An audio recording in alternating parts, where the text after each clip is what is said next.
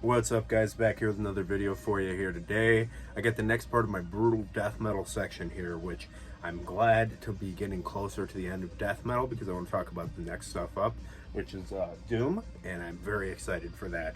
So we are going to hop on into it. This is F through M, and we are listening to a classic symphonic power metal record, Oceanborn by Nightwish. I really like this band. I think they're a lot of fun. It's mostly just the early couple records when they're still very 90s and early 2000s sounding. Really like that stuff. And we are drinking Elysian, Darko Moon, Pumpkin Stout. Still working my way through these pumpkin beers. I don't drink very much at home as far as quantity goes. I don't drink very much in general, contrary to the fact that I drink beer in almost every video. I'll drink, but I won't drink a lot. So, put it in the stein. Oh yeah, look at that color. That was a terrible pour. Don't judge me. No story. Oh, man. That's such a good beer, dude.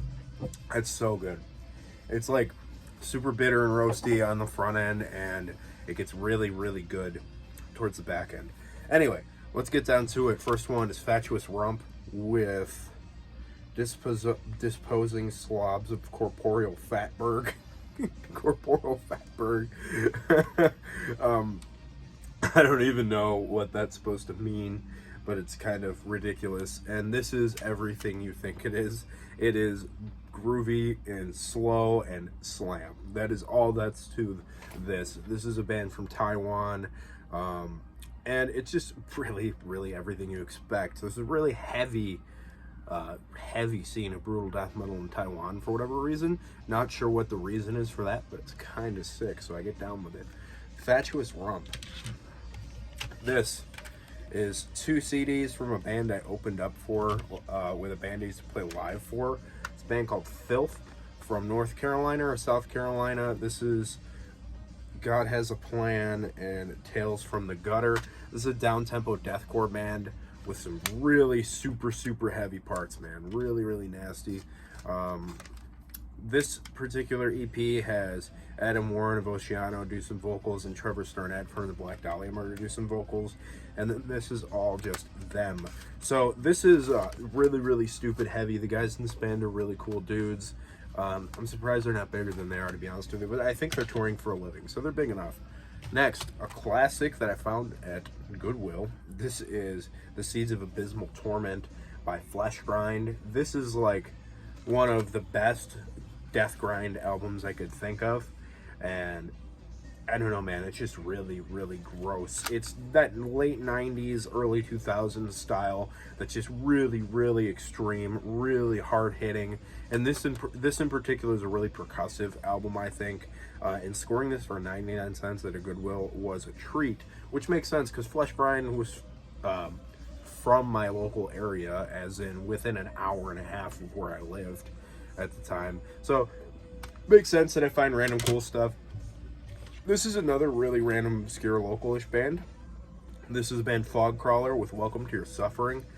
I picked this up in a St. Vincent de Paul resale shop up in the Wisconsin Dells. And this is just a really good brutal death metal album. It's pretty run-of-the-mill. They're from Beloit, Wisconsin, which is about 40 minutes west of me.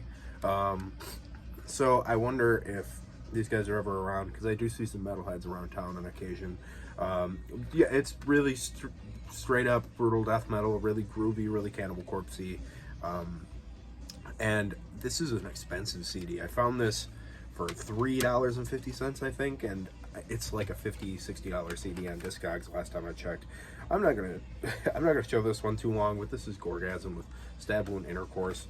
This is a disgusting slab of brutal death metal. Just despicable, inexcusably degenerate nonsense.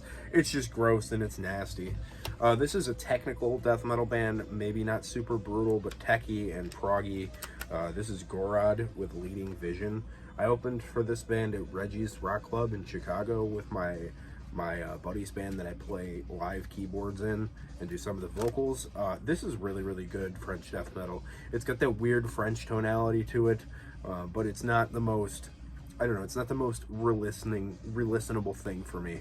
I would say it's kind of proggy, so this might not belong in this brutal section, but I don't know. I don't listen to it enough to even think about it, to be honest with you, but it's cool. Next, Gortuary with Rice on Suede, whatever that's supposed to mean. This is a brutal death metal band from Massachusetts. If you're not familiar with Gortuary, it sounds a whole lot like Cryptopsy, and this is the original band of which the bass player of the Black Dahlia Murder is now, or used to be in before he was in the Black Dahlia Murder. He might even still be in this band as far as I know, but I picked this up as a blind buy just because this is a nasty, nasty album cover. Really gross, nasty, kind of Cryptopsy-ish death metal. Next, a couple from this one band. This is Maniac Thoughts of Perverse Mutilation by Gortuary. Just really, really gross. Kind of more brutal death metal, but pretty slammy out on Severed Records. My buddy had a shirt of this, and I have no idea where it went, but it's a pretty sick shirt. I haven't seen him wear it in forever. Yeah, really, really brutal stuff. And then there's this one from them, which is Awakening Pestilent Beings. Some of this stuff is hard to read. Like usual, they have that sick album title on that part of the CD. I really always like that. I think that's very, very cool.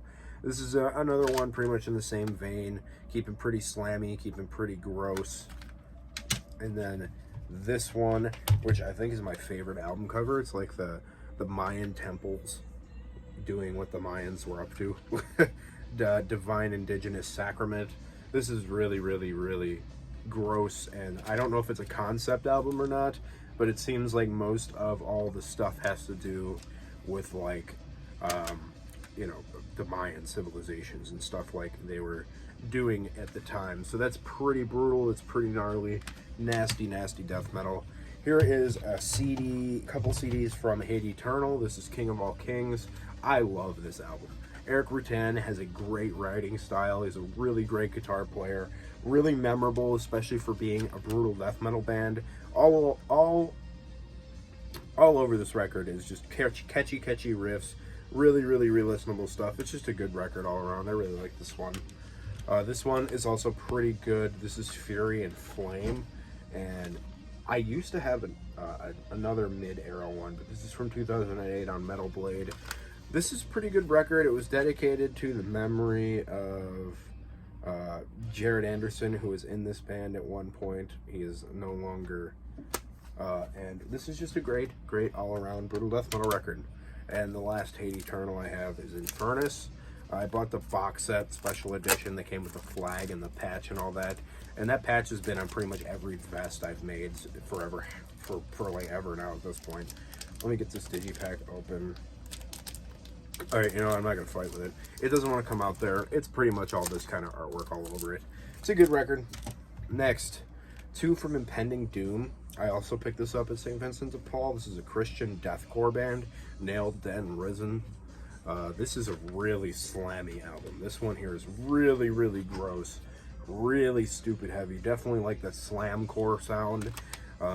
It's a really great one. I like this one a lot more than the second one, which is this one, There Will Be Violence. This might not be their second record exactly, but it's after that one.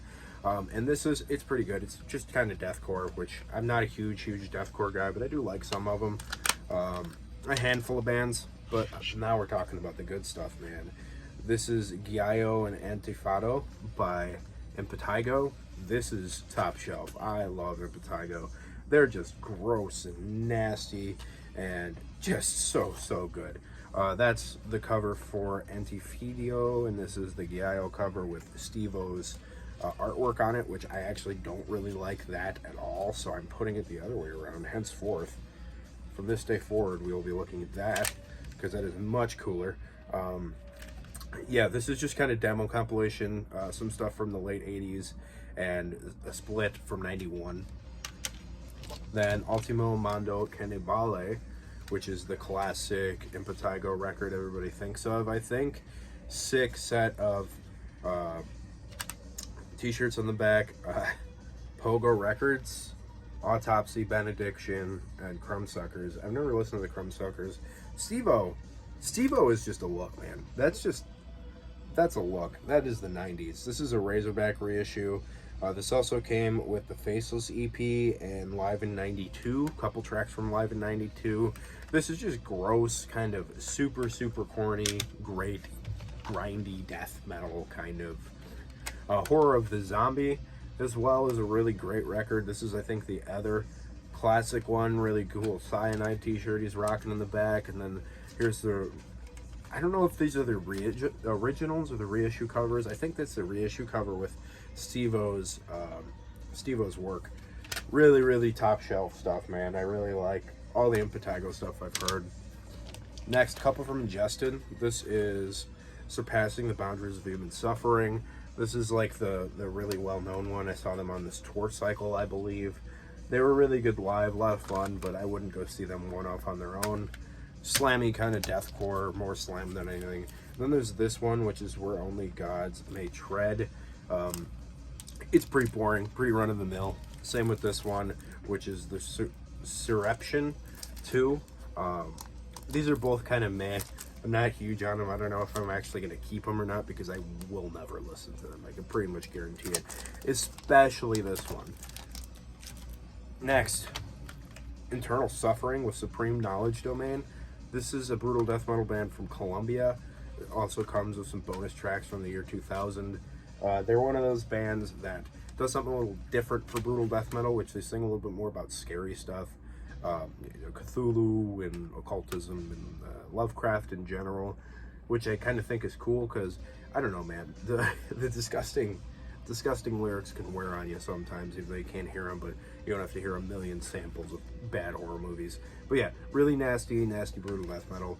Really cool though, kind of heady.